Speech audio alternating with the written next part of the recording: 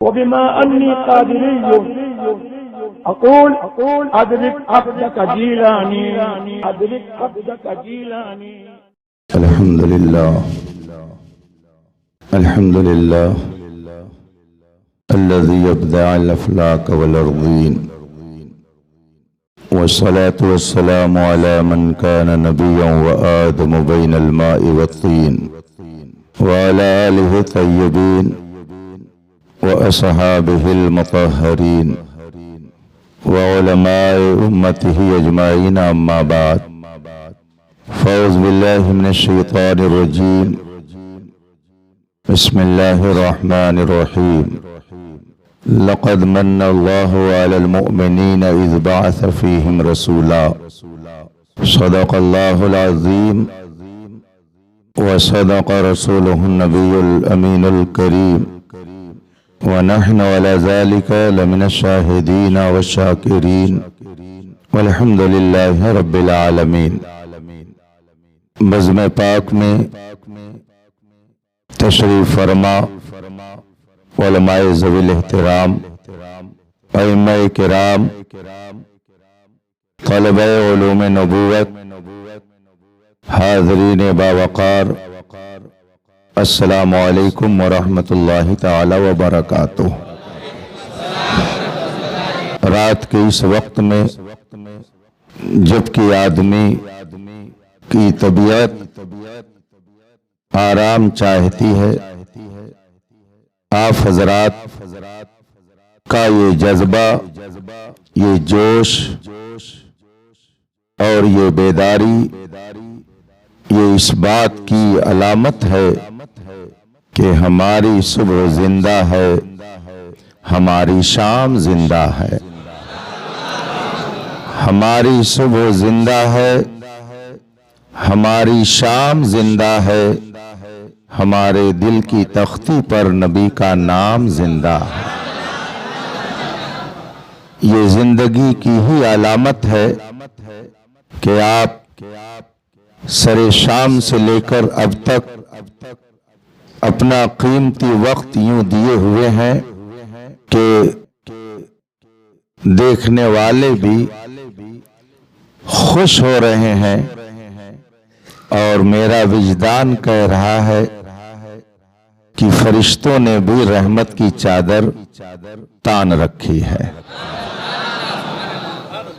قابل مبارکباد ہیں آپ سب حضرات کہ آپ لوگوں نے محب محترم حضرت قاری جمال احمد صدیقی رضوی صاحب کی معیت میں اور ان کی رفاقت میں آج یہ عظیم الشان پروگرام منعقد کیا، اور انہوں نے اپنے خطاب اور اپنی تقریروں کے ذریعہ آپ کے دل و دماغ میں اعلیٰ حضرت، مسلک اعلیٰ حضرت اور غلامان اعلیٰ حضرت کی اہمیت یوں بٹھائی ہے کہ جو اجنبی یہاں آئے گا وہ اس بات کا اعتراف کرے گا کہ عقابی روح جب بیدار ہوتی ہے جوانوں میں، عقابی روح جب بیدار ہوتی ہے جوانوں میں، نظر آتی ہے ان کو اپنی منزل آسمانوں میں۔ آپ حضرات کے دل و دماغ میں بریلی شریف اور مسلک اعلیٰ حضرت کی جو عظمت بیٹھی ہوئی ہے، میں اس کے لیے آپ سب کو اور خاص کر حضرت قاری صاحب قبلہ کو مبارکبادی پیش کرتا ہوں۔ رب کائنات اپنے حبیب پاک کے صدقے میں ہم سب کی ان محنتوں کو شرف قبول عطا فرمائے۔ رات کافی گزر چکی ہے اور اس وقت کسی لمبے چوڑے خطاب کے لیے لوگوں کا ذہن کم آمادہ ہو پاتا ہے، مگر پھر بھی حکم کے مطابق میں آپ کا کچھ قیمتی وقت لوں گا۔ آپ نے تقریریں سنی، نعتیں سنی اور منقبت کے بھی عمدہ عمدہ اشعار سن کر اپنے دل و دماغ کو تازہ کیا۔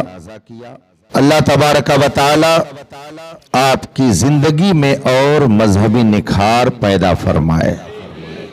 آئیے مصطفیٰ جان رحمت سرور کائنات فخر موجودات علیہ تحیت و ثنا کی بارگاہ ناز میں درود و سلام کا نذران عقیدت پیش کریں اور پڑھیں۔ اللہم صلی علی سیدنا و مولانا مصطفیٰ جان رحمت پہ لاکھوں سلام، شمع بزم ہدایت پہ لاکھوں سلام، جس سہانی گھڑی چمکا طیبہ کا چاند، اس دل افروز ساعت پہ لاکھوں سلام۔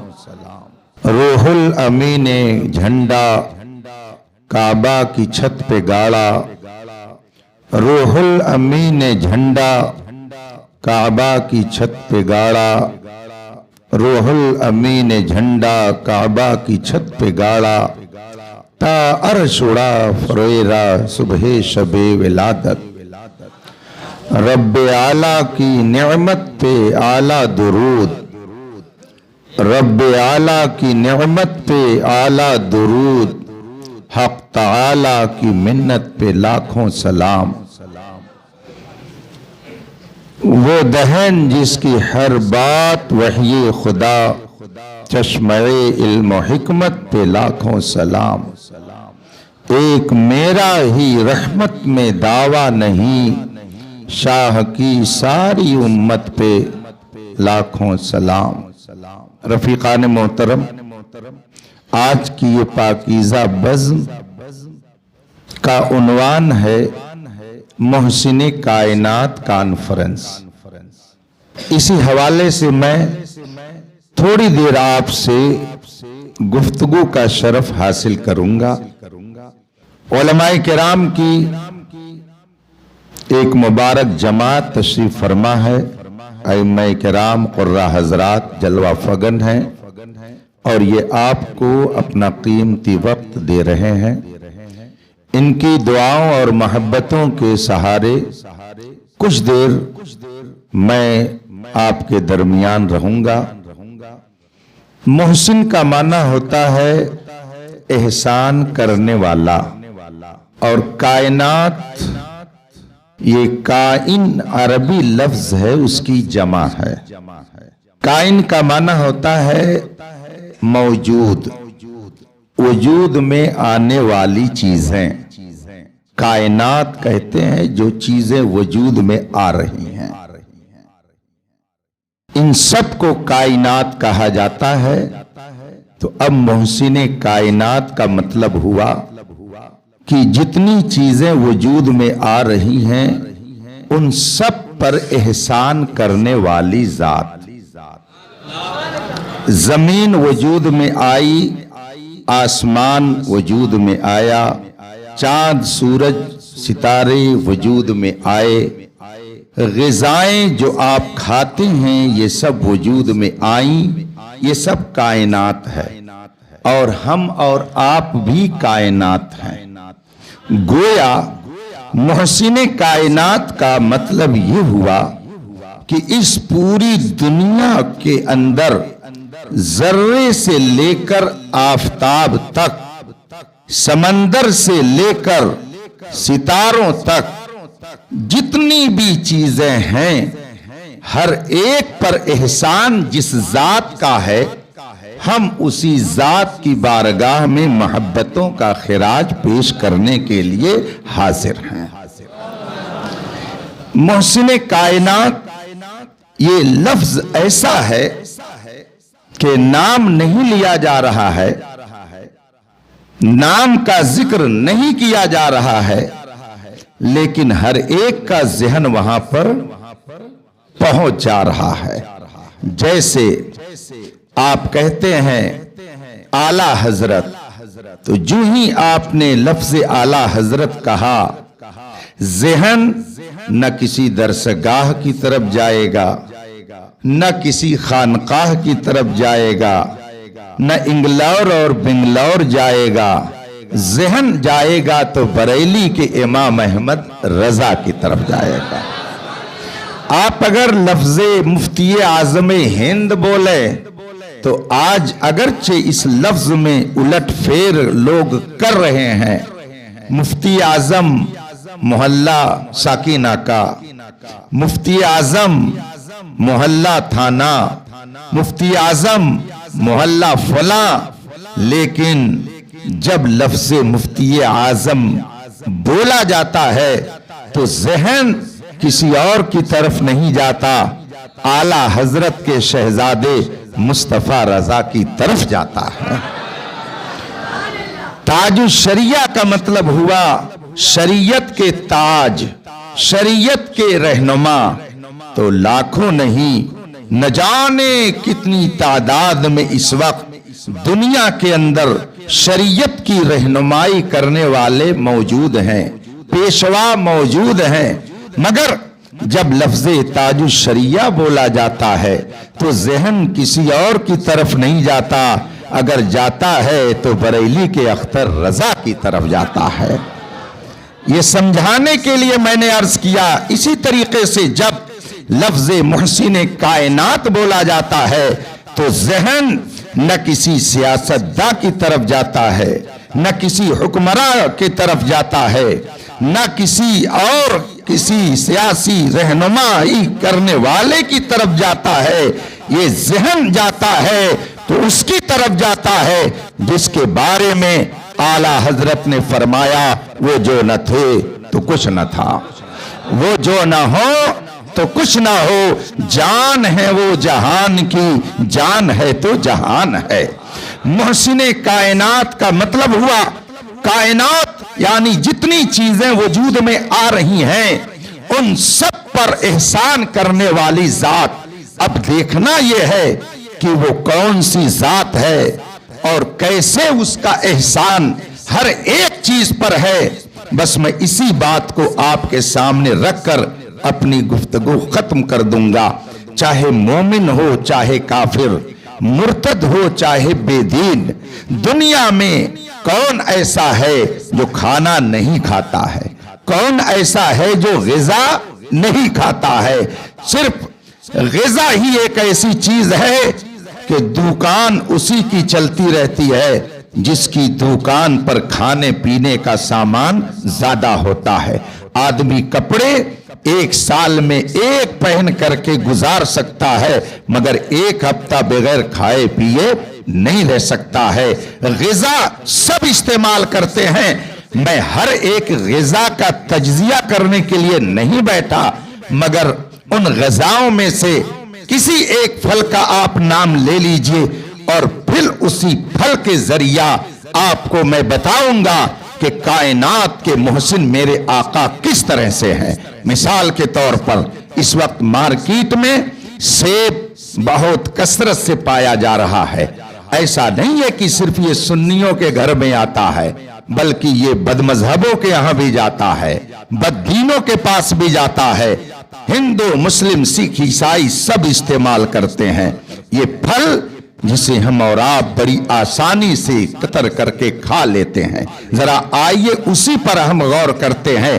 ایک چیز سے آپ جان جائیں گے کہ میرے مصطفیٰ محسن کائنات کس طرح سے ہیں۔ یہ پھل جو آپ کے دسترخوان پر بڑی آسانی سے آ جاتا ہے، آپ اتنا تو جانتے ہوں گے کہ یہ درخت سے پک کر کے تیار ہو کر آپ کے پاس آتا ہے۔ یہ پھل جب تک بڑھتا ہے، بڑھنے کا کام جب تک اس کے اندر رہتا ہے تو سائنسداں سے، فزکس کے طالب علم سے آپ جا کر کے پوچھ لیجئے، ایگریکلچر کے طالب علم اسٹوڈنٹ سے آپ معلوم کیجئے کہ پھل جب تک بڑھتا ہے تب تک زمین اپنی طاقت درخت میں پہنچاتی ہے اور پھر درخت اپنی طاقت پھل میں پہنچاتا ہے اور اس طرح سے وہ پھل بڑھتا رہتا ہے۔ لیکن جب پھل کے بڑھنے کا کام مکمل ہو جاتا ہے تو اب زمین اپنا کام کرنا بند کر دیتی ہے۔ اب زمین کی طاقت کی اور اس کی انرجی کی اس پھل کو ضرورت نہیں رہتی ہے۔ یہی وجہ ہے کہ پھل جب مکمل بڑھ جاتا ہے تو کچا ہی کیوں نہ ہو، اگر اس کو توڑ لیا جائے اور کسی کیمیکل میں رکھ دیا جائے تو وہ پک جاتا ہے۔ اس کا مطلب کیا ہوا کہ اب اسے مٹی کی اور زمین کی طاقت کی ضرورت نہیں ہے، بڑھنے کے وقت تک اسے زمین کی طاقت کی ضرورت رہتی ہے، لیکن جب پھل بڑھ جاتا ہے، جتنا اس کو بڑھنا ہوتا ہے مشیت الہی سے وہ بڑھ جاتا ہے، زمین اپنا کام بند کر دیتی ہے۔ اب اللہ کا حکم ستارے، سورج اور چاند کی طرف متوجہ ہوتا ہے، چنانچہ اللہ کا حکم سورج کی طرف متوجہ ہوتا ہے۔ اب وہ سورج اپنی شعاؤں، اپنی گرمیوں، اپنی حرارتوں کے ذریعہ اس پھل کے اندر پکنے کا کام شروع کر دیتا ہے۔ وہ پھل پکتا ہے سورج کی شعاؤں سے، سورج کی گرمی سے، اور پھر اس پھل کے اندر جو آپ ٹیسٹ محسوس کرتے ہیں کہ بڑا ذائقے دار ہے، بہت ٹیسٹی ہے، یہ ٹیسٹ اس کے اندر کہاں سے آتا ہے؟ آپ پڑھیں کتابیں تو آپ کو یہ بتایا جائے گا کہ وہ پھل بڑھا زمین کی طاقت سے اور پکا سورج کی شعاؤں سے، سورج کی گرمی سے، اور اس کے اندر جو ٹیسٹ آتا ہے وہ ستاروں کی حرکت سے آتا ہے۔ اس کے اندر جو ذائقہ آتا ہے وہ ستاروں کی چال اور اس کی رفتار سے اور اس کی تاثیر سے اب وہ پھل ذائقے دار ہو جاتا ہے، اور پھر اللہ تبارک و تعالیٰ کی مشیت ہوتی ہے کہ یہ پھل ایک انسان کے منہ میں جائے گا۔ میرا بندہ حسن اور جمال کو پسند کرتا ہے، اے چاند میں نے تجھے حسین و جمیل بنایا ہے، تیرے حسن کا چرچا زمین و آسمان میں ہے، اے چاند اب چل، تیری ڈیوٹی ہے کہ اس پھل کے اندر حسن پیدا کر۔ چنانچہ اس پھل کے اندر جو حسن پیدا ہوتا ہے وہ چاند کی چاندنی سے پیدا ہوتا ہے۔ آپ ذرا غور کیجئے، ایک پھل جو آپ کے منہ تک پہنچا اور دسترخوان پہ سجایا گیا، اس پھل میں آپ غور کریں تو زمین بھی اپنی خدمت دے رہی ہے، آسمان کا سورج بھی اپنی نوکری اس کے لیے پیش کر رہا ہے، ستارے بھی اس کی خدمت میں لگے ہیں، چاند بھی اس کی خدمت میں لگا ہوا ہے۔ ہم نے کہا اے چاند تیری وجہ سے اس کے اندر ذائقہ آ گیا، اے تیری وجہ سے اس کے اندر حسن آ گیا، اے ستاروں تمہاری وجہ سے اس کے اندر ذائقہ آ گیا، اے سورج تو نے اسے پکا دیا، اے زمین تیری وجہ سے اس کا وجود ہو گیا، اور پھر بندے نے اسے کھا لیا۔ ہر بندہ اسے کھاتا ہے، چاہے مومن ہو چاہے کافر ہو، اور اس سے لذت حاصل کرتا ہے۔ ہم نے کہا اے زمین ذرا یہ تو بتا، تیری وجہ سے پھل تو وجود میں آ گیا، اے سورج تو بتا تیری وجہ سے پھل تو وجود میں آ گیا، اے ستاروں تم بتاؤ تمہاری وجہ سے اس کے اندر ذائقہ تو آ گیا، اے چاند تو بتا تیری وجہ سے ذائقہ تو اس کے اندر حسن تو آ گیا، مگر تو کس کی وجہ سے آیا؟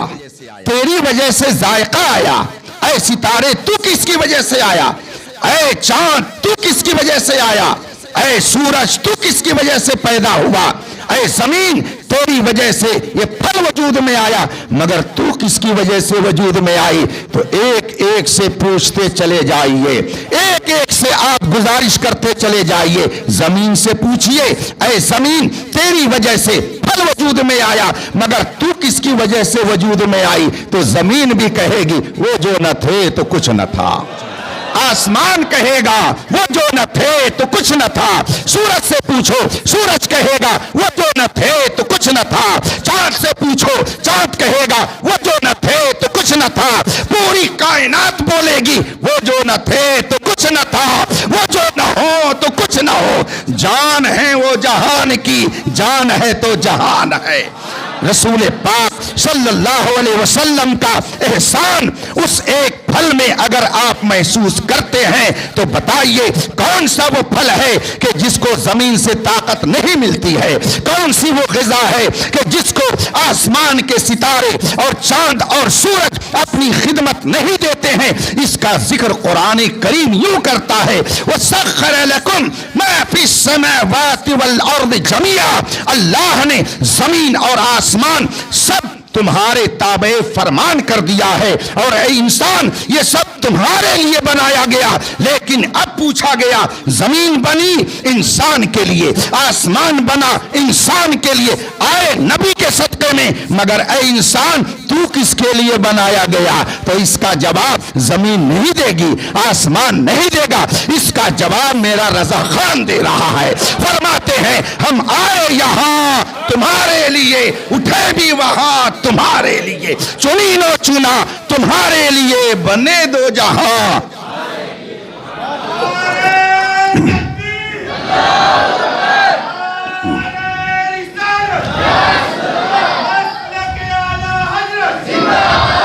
اب ذرا بیٹھ جائیے تھوڑا، اس شعر کے پڑھنے کے بعد مجھے ایک بات یاد آ گئی۔ آپ نے صدر الافاضل علامہ سید نعیم الدین مراد آبادی قدس سرہ کا نام سنا ہوگا۔ یہ اعلیٰ حضرت کے بڑے چہیتے خلیفہ تھے، بہت بڑے دانشور، بہت بڑے مفسر، بہت بڑے مدبر۔ الحمدللہ جماعت اہل سنت کی یہ وہ عظیم شخصیات ہیں کہ ان کی روشنی سے پورا بر صغیر منور اور درخشندہ و تابندہ ہے۔ صدر الافاضل علامہ سید نعیم الدین مراد آبادی رحمت اللہ تعالی علیہ کے ایک استاد محترم کا نام ہے حضرت علامہ محمد گل رحمت اللہ تعالی علیہ۔ ان کا واقعہ ہے کہ ایک بدعقیدہ ان کی بارگاہ میں پہنچا، اور پہنچنے کے بعد وہ کہتا ہے حضرت آپ لوگ میلاد مصطفیٰ مناتے ہیں؟ انہوں نے فرمایا ہاں مناتے ہیں۔ کہا یہ سرکار کے زمانے میں تو اس طرح سے نہیں منایا جاتا تھا، اور جو چیز سرکار کے زمانے کے بعد کی جائے وہ بدعت ہے، لہٰذا میلاد مصطفیٰ کی محفل اس طرح سے منعقد کرنا یہ بدعت ہے، اس لیے کہ یہ تو سرکار کے زمانے کے بعد وجود میں آئی۔ علامہ محمد گل رحمت اللہ تعالی علیہ نے فرمایا کیا کہہ رہے ہو؟ ذرا پھر سے تو کہو۔ اس نے کہا میلاد رسول پاک کے زمانے میں اس طرح سے نہیں ہوتا تھا، یہ حضور کے زمانے کے بعد وجود میں آیا ہے، لہذا یہ بدعت ہے، یہ طریقہ درست نہیں ہے۔ علامہ محمد گل علیہ رحمت و رضوان نے کتنا پیارا جواب دیا۔ فرماتے ہیں پھر سے ذرا تعریف کر، اور پھر سے اپنا اعتراض دوہرا۔ اس نے کہا محفل میلاد رسول پاک کے زمانے کے بعد وجود میں آئی ہے، لہذا یہ بدعت ہے۔ علامہ محمد گل فرماتے ہیں ارے بے وقوف، تو جو کہہ رہا ہے بات تیری بالکل صحیح ہے کہ جو کام زمانے مصطفیٰ کے بعد کیا جائے وہ بدعت ہے، لیکن پہلے رسول پاک کے زمانے کا بعد والا زمانہ آئے تو صحیح، یہ بعد نہیں ہے، اس وقت سے لے کر کے اب تک یہ میرے مصطفیٰ ہی کا زمانہ ہے، یہ زمانہ کسی اور کا نہیں ہے، یہ زمانہ میرے مصطفیٰ کا ہے، یہ انہی کا ہے زمانہ، یہ انہی کی ہے خدائی، پر جب کوئی مصیبت تو حضور کی دعائی۔ اس لیے اگر کوئی یہ کہتا ہے کہ یہ بدعت ہے اس لیے کہ رسول پاک کے بعد اس کا وجود ہوا ہے، تو اس سے بتاؤ یہ رسول پاک کے بعد کا زمانہ نہیں ہے، یہ رسول پاک ہی کا زمانہ ہے، بلکہ قیامت تک میرے رسول ہی کا زمانہ رہے گا، اور قیامت میں تو رسول کا زمانہ بھی رہے گا اور رسول کا جلوہ بھی رہے گا۔ حضرت علامہ حسن بریلوی فرماتے ہیں فقط اتنا سبب ہے انعقاد بزم محشر کا کہ ان کی شان محبوبی دکھائی جانے والی ہے۔ وہ ایسے محسن کائنات ہیں کہ ذرے ذرے پر ان کا احسان ہے، انسان کے ہر فرد پر ان کا احسان ہے، بس فرق یہ ہے کہ کوئی ان کی کھاتا ہے تو ان کی گنگناتا ہے۔ جیسے ابھی سیٹھ صاحب نے کیا کہا، आला हजरत की नात पढ़ो तो ये मिलेगा, आला हजरत की नात पढ़ो तो वो मिलेगा। तो हम भी कहते हैं नबी की नात पढ़ोगे तो दुनिया और आखिरत की बुलंदियां तुम्हें मिलेंगी। हम भी ये कहते हैं रसूल पाक सल्लल्लाहु अलैहि वसल्लम के सदक़े में सबको मिल रहा है, सब नबी का सदका खाते हैं। बस फर्क ये है कि कोई खाता है तो गुनगुनाता है, मगर कोई खाता है तो गुर्राता। तो जो गुर्राते हैं उनके लिए मेरे आला हजरत क्या कहते हैं? तेरा खाएं, तेरे गुलामों से उलझे बड़े बेहया खाने। और मेरे आला हजरत अपने लोगों के लिए क्या फरमाते हैं? सुन्नियों उनसे मदद मांगे जा, बड़े बकते रहे बकने वाले। सुन्नियों को तालीम देते हुए फरमाते हैं नबी की शान यह है कि हाथ जिस संत उठा गनी कर दिया, मौजे बहरे सखावत पे लाखों सलाम। वो कौन है जिस पर मेरे नबी का एहसान नहीं है? मैं नहीं कहता, हजरत सैयदना इमाम बूसीरी रज़ियल्लाहु तबारक व तआला अन्हु अपने नातिया अशार में लिखते लिखते अर्ज करते हैं वकुल्लुहुम मिन रसूलिल्लाहि मुल्तमिसन गरफम मिनल बहरी और रशफम मिनद दियमी। या रसूल अल्लाह, जितने नबी, जितने रसूल, जितने पैगंबर इस कायनात में आए सब आप ही के दरियाए करम से पानी पीते हैं। और यही तो मेरे आला हजरत फरमाते हैं ला वरब्बिल अर्श, जिसको जो मिला उनसे मिला। बत्ती है कौनैन में नेमत रसूलुल्लाह की। आदमी जिसकी खाता है उसकी गाता है। मेरे सरकार मुफ्ती आजम फरमाते हैं रसूल पाक की बारगाह में अर्ज करते हैं या रसूल अल्लाह, खाते हैं तेरे दर का, पीते हैं तेरे दर का, पानी है तेरा पानी, दाना है तेरा दाना। अब कौन है?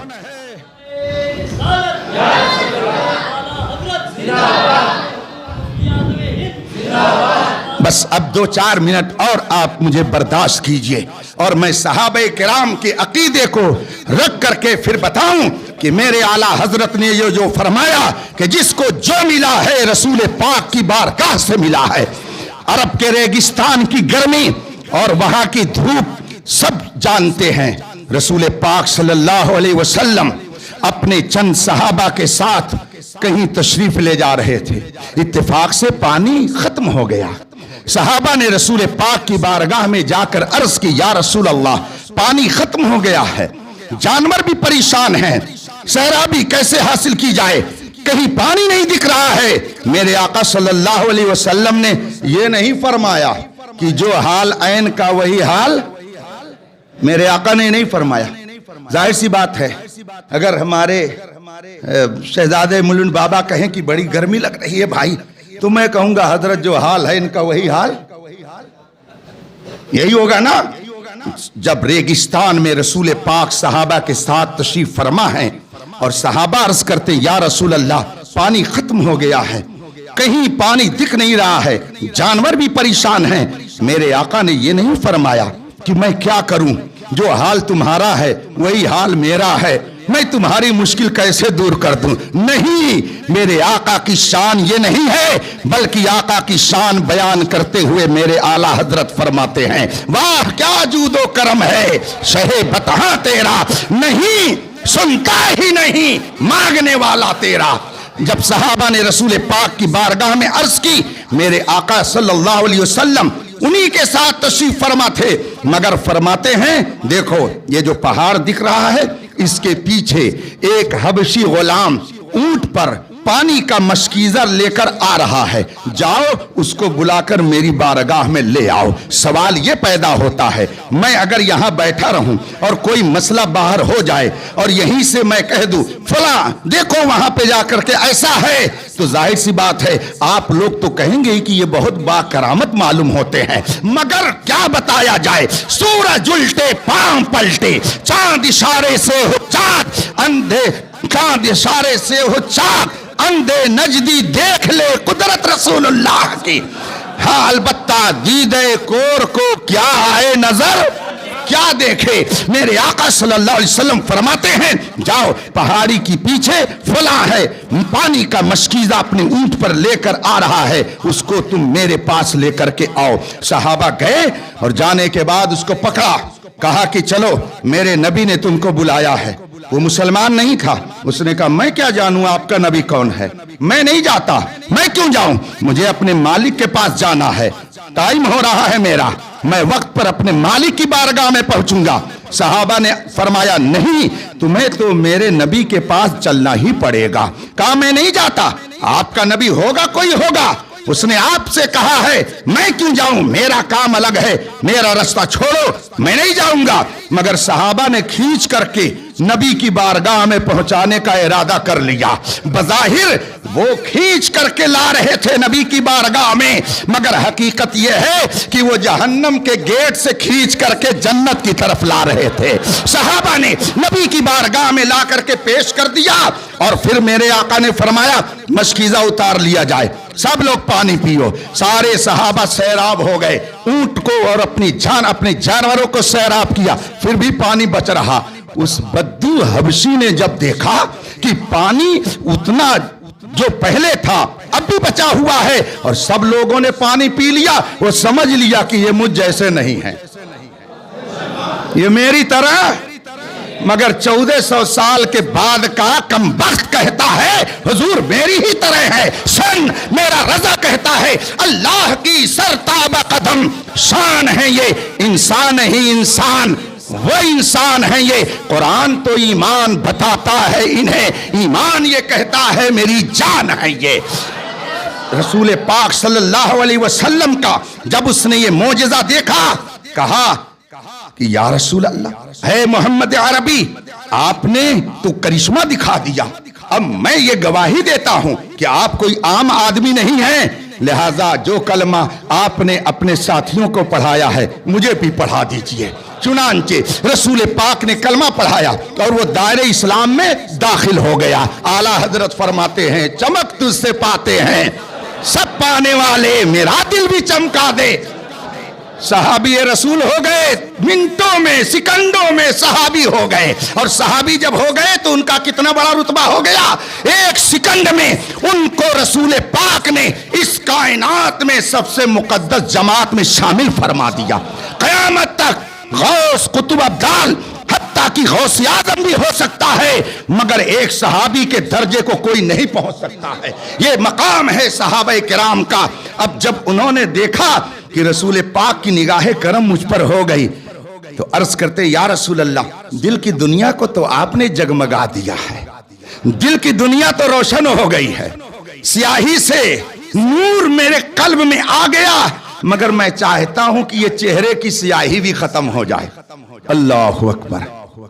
ابھی کورونا آیا تھا، پوری دنیا کی سائنس اور میڈیکل سائنس ایک کورونا اور زکام کے سامنے بے بس ہو گئے، اور جتنے سپر پاور تھے سب صفر پاور ہو گئے، سب زیرو ہو گئے۔ دنیا نے دیکھا کہ ایک زکام کا اثر ختم کرنے کے لیے ان کے پاس کوئی ٹیبلٹ نہیں ملنا، پوری دنیا پریشان ہو گئی۔ آج میں یہ عرض کرتا ہوں خانے خدا میں، لاؤ دنیا کا کوئی ڈاکٹر، لاؤ دنیا کی کوئی میڈیکل سائنس کہ جو منٹوں سیکنڈوں میں کسی گورے کو کالا بنا دے، کسی کالے کو گورا بنا دے۔ کوئی ہے ایسی سائنس کی ترقی میں کوئی شعبہ ہے؟ میرے خیال سے آپ ڈھونڈنے سے نہیں پائیں گے، مگر وہ صحابی تھے، صحابی ہو گئے تھے، وہ جانتے تھے کہ جو ایک مشکیزہ پانی سے سب کو سیراب کر سکتا ہے وہ میرے چہرے کی رنگت کو بھی بدل سکتا ہے۔ وہ صحابی تھے، وہابی نہیں تھے، ان کا عقیدہ تھا مالک کونین ہیں، گو پاس کچھ رکھتے نہیں، دو جہاں کی نعمتیں ہیں ان کے خالی ہاتھ میں۔ صحابی رسول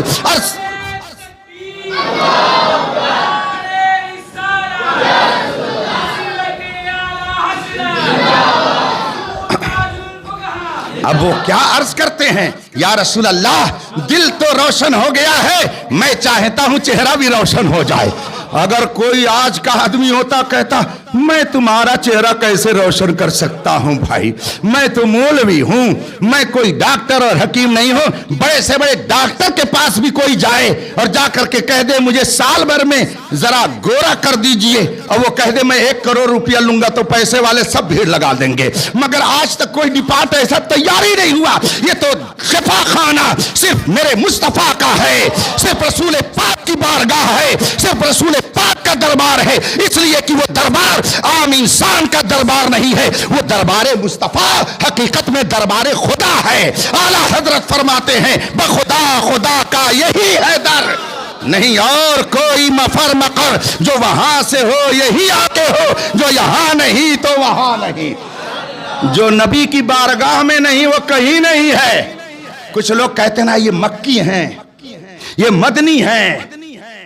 میں بھی کہتا ہوں ابو جہل مکی تھا، مکی تھا، عتبہ اور شیبہ مکی تھے، ابو لہب مکی تھا، عبداللہ ابن ابی مدنی تھا، مگر نہ اس کا مکی ہونا کام آیا نہ اس کا مدنی ہونا کام آیا۔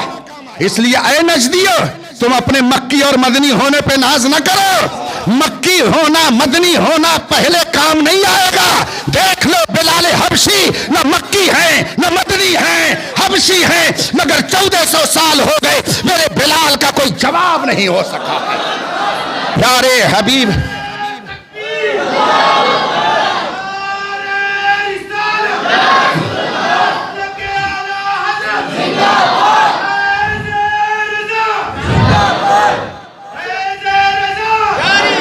پیارے حبیب کو پکار، پیارے نبی کا نام لے، دامن مصطفیٰ میں آ، پائے رسول تھام لے۔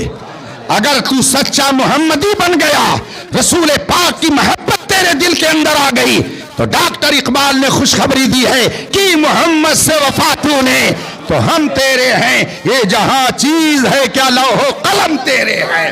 صحابی رسول پاک سے عرض کرتے یا رسول اللہ دل تو منور ہو گیا ہے، دل بالکل روشن ہو گیا ہے، مگر چاہتا ہوں کہ میرا جسم بھی روشن ہو جائے۔ مجھ کو لوگ حبشی کہتے ہیں، کالا کلوٹا کہتے ہیں، یا رسول اللہ اگر آپ کی نگاہ کرم ہو جائے تو دل کی سیاہی جیسے ختم ہوئی ہے چہرے کی بھی سیاہی ختم ہو جائے گی، چہرہ بھی میرا نور علی نور ہو جائے گا۔ اس سے پتا چلا صحابی یہ سمجھتے تھے کہ جو نبی ہوتا ہے وہ مجبور نہیں ہوتا ہے، نبی جو ہوتا ہے وہ عاجز نہیں ہوتا ہے، نبی جو ہوتا ہے وہ بے بس نہیں ہوتا ہے۔ کیسے لکھ دیا مولوی اسماعیل دہلوی نے کہ جس کا نام محمد یا علی ہے وہ کسی چیز کا مالک و مختار نہیں ہے، اور لوگ کہتے ہیں ہم سمجھ نہیں پاتے ہیں کدھر جائے۔ ارے سن میرا تاج الشریعہ کہتا ہے نبی مختار کل ہیں، جس کو جو چاہیں عطا کر دیں، زمین کو آسماں کر دیں، سریا کو سرا کر دیں،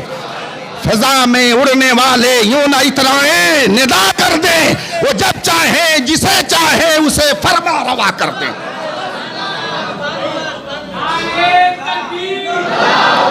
ٹائم ہو گیا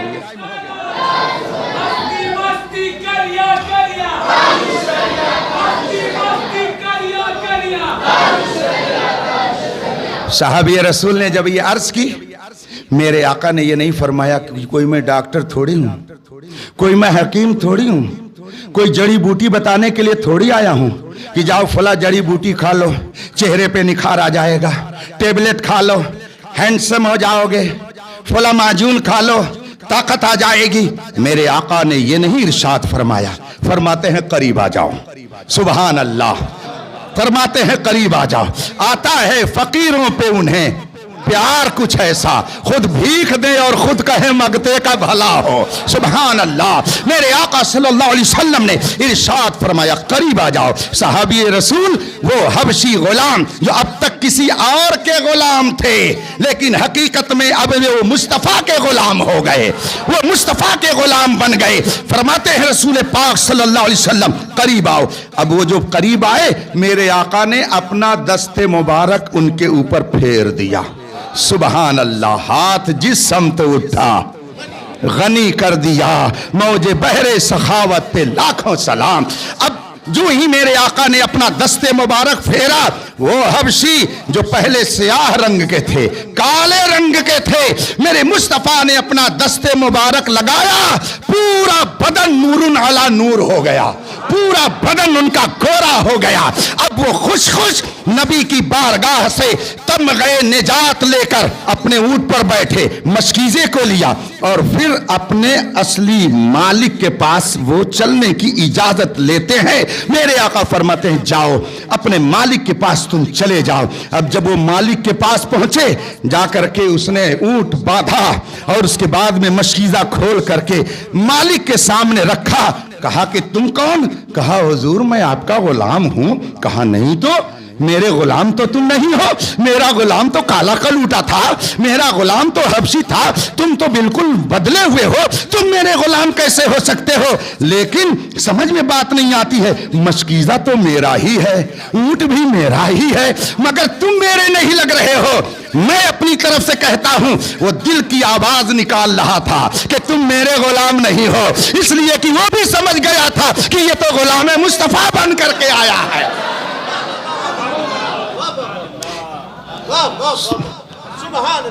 مالک نے کہا تم میرے غلام نہیں ہو، میرا غلام تو کالا کلوٹا تھا۔ اس نے کہا نہیں سرکار میں آپ ہی کا غلام ہوں۔ کہا یہ تو بتاؤ یہ ماجرا کیا ہے، یہ ہوا کیا ہے؟ اس نے کہا بات یہ ہے، ایسا ایسا ہوا ہے، مکے کے اس پیغمبر، مدینہ طیبہ کی ہجرت کی طرف ہجرت کرنے والے اس پیارے نبی کا میں کلمہ پڑھ کر کے آ رہا ہوں، اور اس نے جس طرح سے میرے دل کو منور کر دیا، میں نے عرض کی تو اس نے میرے چہرے کو بھی منور کر دیا۔ سبحان اللہ۔ اب مالک کہتا ہے جس نبی کی یہ شان ہو، تم ہی اس کے غلام نہیں رہو گے، میں بھی اس کا غلام بننا چاہتا۔ قبیلے کے لوگوں کو اکٹھا کیا اور کہا چلو اب مصطفیٰ کی بارگاہ میں چلتے ہیں۔ سبحان اللہ۔ ساتھ ہی منشی رحمت کا قلم دان گیا۔ سبحان اللہ، یہ میرے نبی کی شان ہے۔ اب وہ مالک اپنے قافلے کے سارے لوگ، اپنے قبیلے کے تمام لوگوں کو لے کر نبی کی بارگاہ میں آ کر عرض کرتا ہے یا رسول اللہ، آپ نے اگر میری اس حبشی غلام کے دل کی دنیا کو بدل دیا ہے تو میں کیوں محروم رہوں؟ میرے بھی دل کی دنیا کو بدل دیجئے، مجھے بھی کلمہ پڑھائیے اور اپنا غلام بنا لیجئے۔ کون دیتا ہے؟ دینے کو دینے والا ہے سچا۔ یاد رکھیے گا، آواز سے حقیقت کو پہچانا جاتا ہے، آواز سے حقیقت کو۔ مثال کے طور پر آپ لوگ مسجد کے اندر بیٹھے ہوئے ہیں، میرا وقت ہو گیا، ٹائم ہو گیا ہے، آپ کے لیے ہے نا، مگر یہ ائمہ حضرات ان کو فجر میں اگر نہیں دیکھیں گے مقتدی تو جانتے ہیں پیچھے اس امام کے ایک تشریح یہ بھی ہے کہ پڑے رہو پیچھے اس امام کے، ایک مطلب اس کا یہ بھی ہوتا ہے۔ آواز سن کر کے آدمی حقیقت کو پہچانتا ہے۔ آپ مسجد میں ہیں، مثال کے طور پر مسجد کے باہر میاؤں میاؤں کی آواز آپ کے کانوں سے ٹکرائی، قاری جمال صاحب نے پوچھا کہ کیا ہے بھائی، تو فوراً آدمی بول دے گا کیا ہے۔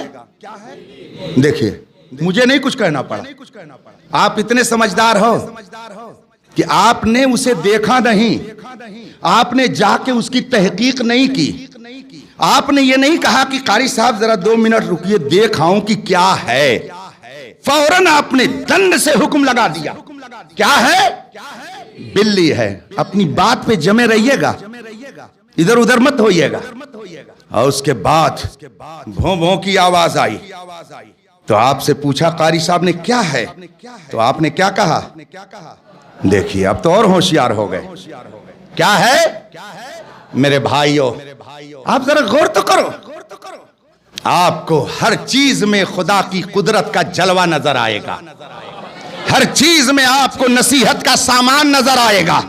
آج بہت سارے لوگ کہتے ہیں یہ بھی نماز پڑھتے، یہ بھی نماز پڑھتے ہیں، یہ بھی اذان دیتے، یہ بھی اذان دیتے، آج تک ان کی سمجھ میں یہ بات نہیں آئی یزیدی اذان اور ہے، حسینی اذان اور ہے، یزیدی جماعت اور ہے، حسینی جماعت اور ہے یزیدی تو حسینی خیمے میں آ سکتا ہے مگر حسینی کبھی یزیدی خیمے میں.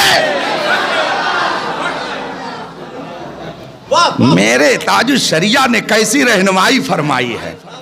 صلح کلی نبی کا نہیں سنیوں، سنی مسلم ہے سچا. اور یہ بھی یاد رکھیے گا، آپ بامبے میں کما رہے ہیں، دولت کما رہے ہیں، سب کما رہے ہیں، کمائیے، اسلام نے اس سے آپ کو روکا نہیں ہے، مگر یاد رکھیے گا مقصد زندگی پیسہ کمانا نہیں ہے.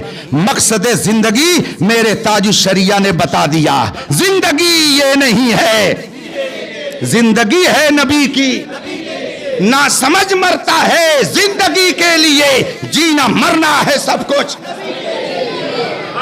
آواز کو آپ نے سن لیا تو آپ نے کہا کتا ہے، پھر آواز کو سن لیا تو آپ نے کہا بلی ہے. اس کا مطلب ہے کہ آپ بہت سمجھدار ہیں. آپ کو دیکھ کر کے پردہ ہٹا کر کے اسے آنکھوں سے دیکھنے کی ضرورت نہیں پڑتی ہے. آپ آواز سے حقیقت کو پہچان لیتے ہیں، آواز سے آپ سمجھ جاتے ہیں کہ کتا ہے یا. میرے بھائیوں، اگر آپ آواز سے کتا اور بلی کو سمجھ جا رہے ہیں تو میں آپ سے عرض کروں گا، یہ ربیع الاول شریف کا مہینہ چل رہا ہے. اس مہینے میں دو طرح کی آواز نکلتی ہے. ایک آواز نکلتی ہے میلاد منانا بدعت ہے. ایک آواز نکلتی ہے نبی کے اوپر تم لوگ نچھاور کرتے ہو، اپنی جان یہ جھنڈیاں لگاتے ہو. کیا صحابہ نے یہ سب کیا؟ کیا رسول پاک نے اس کا حکم دیا؟ ایک آواز یہ نکلتی ہے نبی سے کچھ مت مانگو. کیا تم نبی سے مانگتے ہو؟ نبی تو مر کر مٹی میں مل گئے. ایک آواز یہ نکلتی ہے اور دوسری آواز یہ نکلتی ہے مثل فارس زلزلے ہوں نجد میں ذکر آیات ولادت کیجئے. ایک طرف سے آواز آتی ہے کہ نبی کچھ نہیں دے سکتے اور دوسری طرف سے آواز آتی ہے کون دیتا ہے، دینے کو منہ چاہیے، دینے والا ہے سچا ہمارا نبی. ایک طرف سے آواز آتی ہے یا رسول اللہ کا نعرہ نہ لگاؤ اور دوسری طرف سے آواز آتی ہے کہ غیظ میں جل جائیں بے دینوں کے دل، یا رسول اللہ کی کثرت کیجئے. ایک طرف سے آواز آتی ہے کہ نبی مر کر مٹی میں مل گئے اور دوسری طرف سے آواز آتی ہے تو زندہ ہے واللہ، تو زندہ ہے واللہ میری چشم عالم سے چھپ جانے والے. ایک طرف سے آواز آتی ہے نبی کچھ نہیں سنتے ہیں، یہاں سے تم چیخ چیخ کر کے کیا نبی پر سلام بھیجتے ہو، اور دوسری طرف سے آواز آتی ہے واللہ وہ سن لیں گے، فریاد کو پہنچیں گے. اتنا بھی تو ہو کوئی جو آہ کرے دل سے. یہ دو آوازیں آتی ہیں، دو طرح کی آوازیں. اگر آپ پردے کے پیچھے سے جانور کی آواز کو سن کر کے اس کی حقیقت کو پہچان لے رہے ہیں تو یہ چلتے پھرتے اس آواز کو بھی سن کر کے آپ کو سمجھ لینا چاہیے کہ ایک وفادار مصطفیٰ کی آواز ہے اور ایک غدار. پھر بھی آپ کہیں نہیں سمجھ میں آئے گا تو سمجھ لیجئے یہ شاخ پہ بیٹھ کے جا کاٹنے کی فکر میں،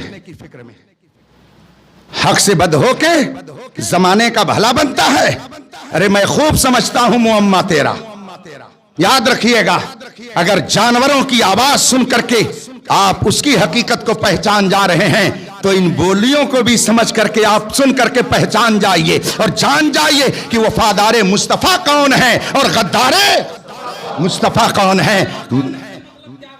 اب ماشاءاللہ سبحان اللہ دیکھیے کیا شعر کہہ رہے ہیں. الحمدللہ یہ دیکھیے یہ چہرے چمک رہے ہیں، چہرے گلاب کی طرح کھل رہے ہیں. مگر جہاں گلاب بکتا ہے وہیں کچھ دور پر سبزی منڈی اگر ہوتی ہے تو وہاں کریلا بھی بکتا ہے. ہے نا کریلا. تو اسی طریقے سے جب ربیع الاول شریف کا موقع آتا ہے تو کچھ لوگوں کا چہرہ کریلے کی طرح ہو جاتا ہے، مگر الحمدللہ ہم لوگوں کا چہرہ گلاب کی طرح کھل جاتا ہے.